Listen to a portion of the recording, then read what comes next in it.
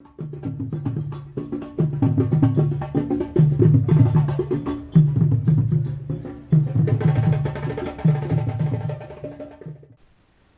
few decades ago, in the not-so-leafy suburbs of Dagoretti, a few children gathered around to play a game. They started discussing which kind of game to play, and I, being part of them and the most vocal, suggested, let's play Rounder. Rounder is a game like cricket. It's played by two teams. However, instead of using a bat to hit the ball, the players use their hands to throw the ball across the field. Each team gets a turn. One team throws the ball with the aim of hitting the players of the other team before they go around the four posts of the field.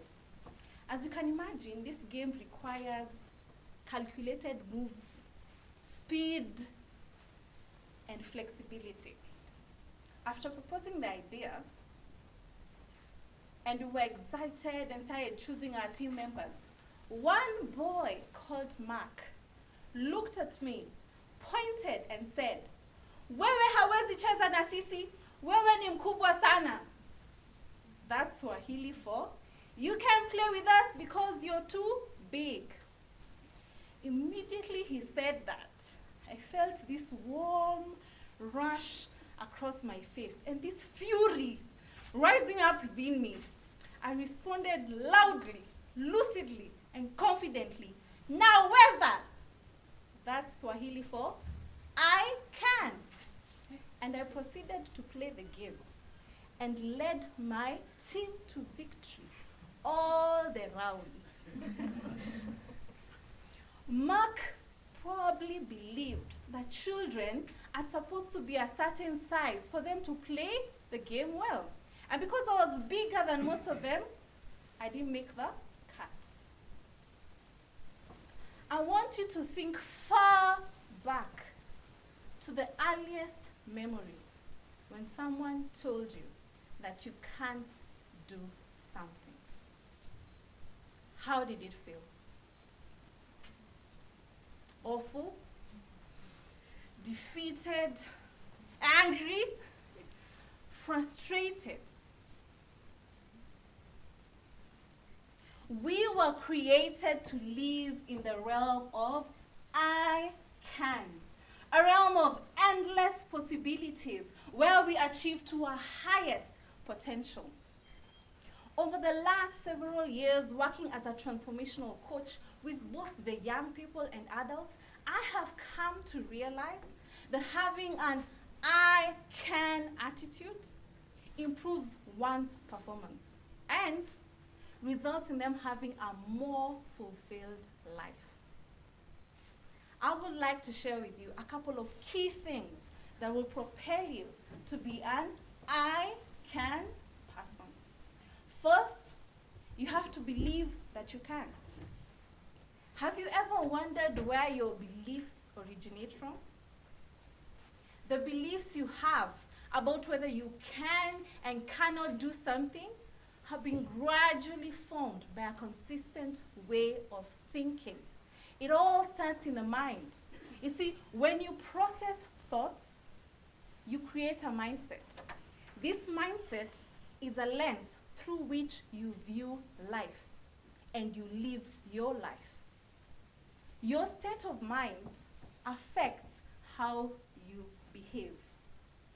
We tend to think that the mind and the body are separate systems and they function independently. This is not the case. Remember the last time you had an interview for a job. Or when you went on a first date with someone you really are trying to impress. Can you recall how your body felt? I bet in either case, you were trying to appear cool, calm, and collected. But at the same time, you were nervous and self-conscious. When we are self-conscious, our body muscles tighten. We start sweating more than usual, maybe feel a little nauseous, start mumbling words just when we want to appear smooth and confident. Your mind affects your body. It affects your body all the way to the genetic level. For a long while, we have believed that the brain is a machine, hardwired early in life and able to adapt and wears out with age. However, this is not the case. Recently, scientists have proved different with brain imaging techniques that actually you can change your brain with your mind. Eric R. Kandel, a neuropsychiatrist, won the Nobel Prize for his work on memory. His research shows that your thoughts and your embedded feelings affect your DNA, can turn certain genes on and off, changing the structure of the neurons of your brain. What is more intriguing is that negative thinking causes your DNA to tighten and shorten and switch off some DNA codes. It results in your cells of your body going through stress, and therefore your body will not function at an optimum. There's good news though.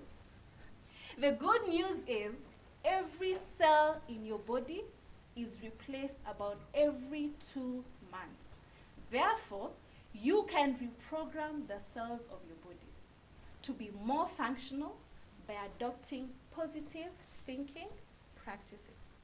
When you think positively, your body functions positively. When you think negatively, your body goes through various dysfunctions. The reason why I responded loudly, lucidly, and confidently to Mark was because I had been raised up in an environment that affirmed the belief of I can. You see, my mother always told me I can be whatever I wanted to be. In fact, one time, I remember, I told her, Mom, I want to be the first female president of Kenya. She sat me down, looked at me straight in the eye, and said, Wanjugu, you can be anything you want to be. Bless my mom. You don't have the power or the control to change your past, which has shaped the brain you have today.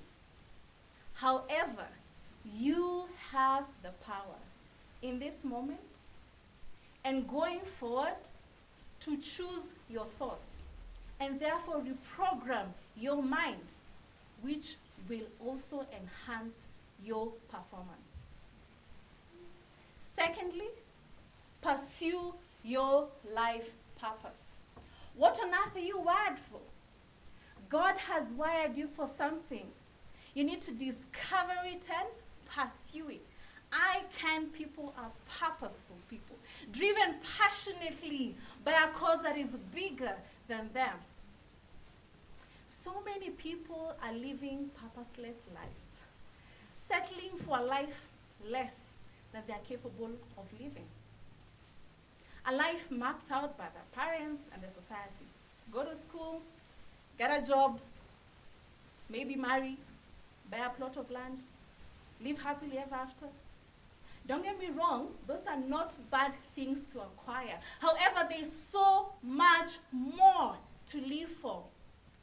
Adopt a vision so big that will create an unwavering passion, that will drive you to do whatever it takes, even the impossible, for you to achieve it. One such person was the late Nelson Mandela. He believed in the ideal of a democratic and free society where all persons live together in harmony and with equal opportunities. He once said, on a closing remark after a grueling court trial, "It's an ideal for which I hope to live for and to achieve. But if needs be, it's an ideal I'm prepared to die." There is nothing that inspires passion and offers great satisfaction than pursuing your life purpose. Our very own Peter Tabichi, a Kenyan teacher, won the Global Teacher Prize 2019. He is so passionate about unlocking and nurturing talents in his learners. He used to previously work in private schools where there was so much resources, but he realized that the schools in rural Kenya lacked resources, and therefore the students had inadequate knowledge and skills. He chose to go work in a poorly resourced school in remote rural Kenya and use his gift of teaching, rally resources, and empower students and their communities. Peter Tabichi used his gift of teaching. He not only empowered students in rural Kenya and impacted Kenya, but he has inspired the whole world. You can make a difference by pursuing your life purpose. You have unique abilities, talents, gifts that the world needs. There's an African proverb that says, if you think you're too small to make a difference, you have not spent the night with a mosquito. Each of us is like a thread in this beautiful tapestry with a vital contribution to the development of our society. Last, but definitely not the least, get out of your comfort zone. There's a famous adage that says, if you want to walk on water, get out of the boat. I can people see the possibilities in what others see as improbable. For you to grow and reach your highest potential, you have to leave your comfort zone. What's your comfort zone? Is what you know, what you're familiar with, what you're used to. This zone stifles your progress, causes stagnancy. However, for you to get out of your comfort zone, you will require a growth mindset instead of a fixed mindset. What do I mean? The psychologist Carol S. Dweck has done extensive research over 20 years on the mindsets of individuals concerning their abilities and their talents. The individuals that have a fixed mindset tend to believe that their abilities and their skills and talents are fixed. They have what they have and that's it. The individuals who have a growth mindset believe that their abilities and talents they have are things that they can develop and grow. With dedication, effort, and coaching, they can realize their full potential. A research was done among athletes concerning the same. The results were intriguing. The athletes that had a fixed mindset believed that their intelligence and skills are already determined, they can't change. They avoided challenges. When they experienced failure, they blamed other people or concluded, I'm not as talented anyway. The athletes that had a growth mindset, these ones believed that their intelligence and skills can improve and develop. They also won and lost games gracefully. They actually shared and enjoyed the successes of other athletes. These athletes, they were easier to coach. And of course, the athletes with a growth mindset performed way much better. To develop a growth mindset, you need to take risks. You need to take risks. Instead of avoiding mistakes, express your personality. Try new things that are out of your comfort zone. Take a chance and make mistakes. Yes, you heard right. Take a chance and make mistakes. That way, you will learn what works and what doesn't. This will help you grow your skills faster than others. Each of us has great potential. Thomas Edison famously designed over 1,000 light bulbs before one that worked. The public regarded his eccentricity of an experiment as a grand failure. Upon a successful invention of a light bulb, one reporter asked him, how did it feel to fail 1,000 times? He responded, I didn't fail 1,000 times. The light bulb was an invention of 1,000 steps. About 3 years ago, I took one of the greatest risks of my life. I resigned from my job and I started the Wired Global Company. Zero capital, so many odds were against me, fear crept in, but I still took the plunge. So far, I have made countless mistakes, invited a few failures, but one thing has been consistent. The vision has always been bigger than the fears and the failures. I'm so glad I took the plunge because so many women and young people have found their life purpose. So many leaders have been raised who are now actively impacting their communities. Which comfort do you need to live today?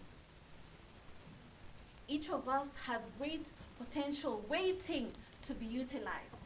You can reach your highest potential if you choose to reprogram your mind and pursue purpose relentlessly, facing challenges with courage and initiative. Get out of your comfort zone. Push the boundaries and achieve even the impossible. Imagine your neighbor becoming an I can person. Imagine your street vendor in your estate becoming an I can person. How about your relatives, colleagues, your friends, all adopting the I can attitude? How about yourself becoming an I can person? The results will be amazing. A ripple effect that will not only change your life or your family, but this city and this country, and ultimately our African continent.